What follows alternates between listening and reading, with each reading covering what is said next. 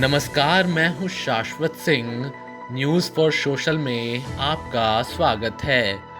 अमेरिकी दबाव में जब से भारत ने ईरान से तेल खरीदना बंद किया है, उसी समय से दोनों देशों के रिश्तों में तनाव घुलने लगा था। अब ईरान ने इसका जवाब चाबहार से जाहेदान तक की महत्वपूर्ण रेल परियोजना से भारत को बाहर कर दिया है। इससे भारत की परेशानी की दो वजहें हैं। एक तो अफगानिस्तान के रास्ते मध्य एशियाई देशों तक कारोबार करने की भारत की रणनीति को गहरा धक्का लगा है, और दूसरा ईरान ने संकेत दिए हैं कि समूचे चाबहार सेक्टर में चीन की कंपनियों को बड़ी भागीदारी निभाने का रास्ता साफ किया जा सकता है। ईरान ने कुछ दिन पहले ही चीन के साथ एक समझौता किया है, जिसके तहत वहां चीनी कंपनियां अगले 25 वर्षों में 400 अरब डॉलर का भारी भरकम निवेश करेगी। ईरान के इस फैसले पर भारत सरकार ने आधिकारिक तौर पर कोई बयान नहीं दिया है, लेकिन जानकार मान रहे हैं कि ईरान का फैसला चाबहार पोर्ट के जरिए रणनीतिक हित साधने की कोशिश को धक्का लगा है।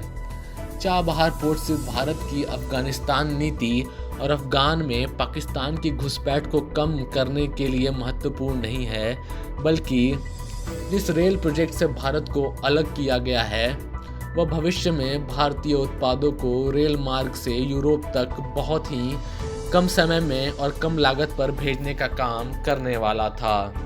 यह रेल प्रोजेक्ट चाबहार पोर्ट से जाहेदान के बीच की है। भारत की तैयारी इसी जाहेदान से आगे तुर्कमेनिस्तान के बॉर्डर सराख तक ले जाने की थी। इसकी संभावनाओं को देखते हुए भारत चाबहार पोर्ट पर एक बड़ा आर्थिक जोन भी बनाने की योजना बना रहा था।